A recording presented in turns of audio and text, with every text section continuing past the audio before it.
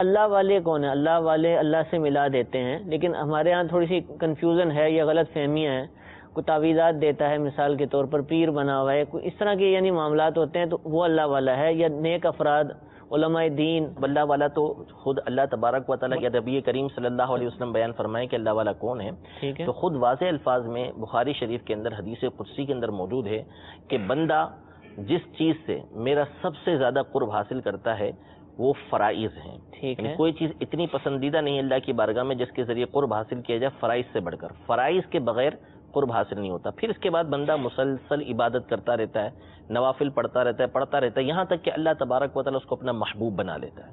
تو اللہ تبارک و تعالیٰ نے خود یہ اسکیل بیان کیا ہے اور خود یہ معیار بیان کیا ہے کہ اسی صورت میں آپ اللہ تبارک و تعالیٰ کی بارگاہ میں قرب حاصل کر سکتے ہیں جب اللہ تبارک و تعالیٰ کے بیان کردہ فرائض پر عمل کریں. مجذوب ہوتا ہے، ٹھیک ہے، مجذوب وہ ہوتا ہے کہ جس کی عقل زائل ہو جاتی ہے. لیکن اس کے بارے میں بھی علماء نے یہ لکھا ہے کہ سچا مجذوب شریعت کے مقابل نہیں آئے گا کبھی. وہ تو شریعت کے مقابل کوئی مجذوب نہیں آئے گا. اب یہ جو آپ کہہ رہے ہیں پیر ہوتے ہیں بہت سارے، تو جو نیک و صالح پیر ہیں جو واقعی اللہ تبارک و تعالیٰ کی عبادت کرنے والے، اپنے مریدین کو اللہ تبارک و تعالیٰ کی راہ کی طرف لانے والے، جیسے امیر علیہ سنت کی ذات گرامی ہے، اور جو پیران اعظام واقعی علماء ہیں اور اس طرح کے ان کے معاملات ہیں کہ وہ اصلاح فرمانے والے ہیں، تو ظاہر ہے کہ وہ ہمارے سروں کے تاج ہیں اور حقیقتاً وہ اللہ والے ہیں.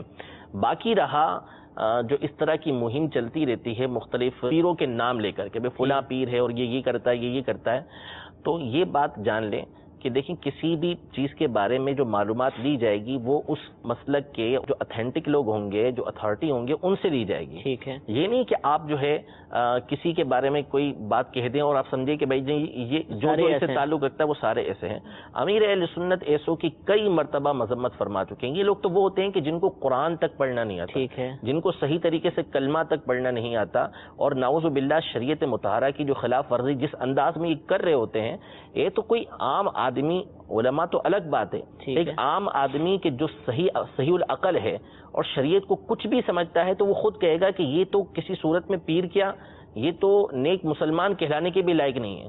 ٹھیک ہے، بعض صورتوں میں تو ایسا ہوگا کہ شاید وہ مسلمان کہلانے کے بھی لائق نہ ہو سکتا ہے کہ ایسی بھی باتیں ان کے اندر پائی جاتی ہوں. لہذا جو طریقہ کار ہے وہ یہی ہے کہ آپ دیکھیں کہ علماء اہل سنت کیا بیان کرتے ہیں، جو ہمارے مشائخ ہیں وہ اس بارے میں کیا بیان کرتے ہیں. تو آپ کو 20 مرتبہ امیر اہل سنت کے مدنی مذاکرے مل جائیں گے کہ جس میں امیر اہل سنت نے ایسے افراد کی خوب مذمت کی ہے، لیکن ہرگز اس مذمت کا مطلب یہ نہیں.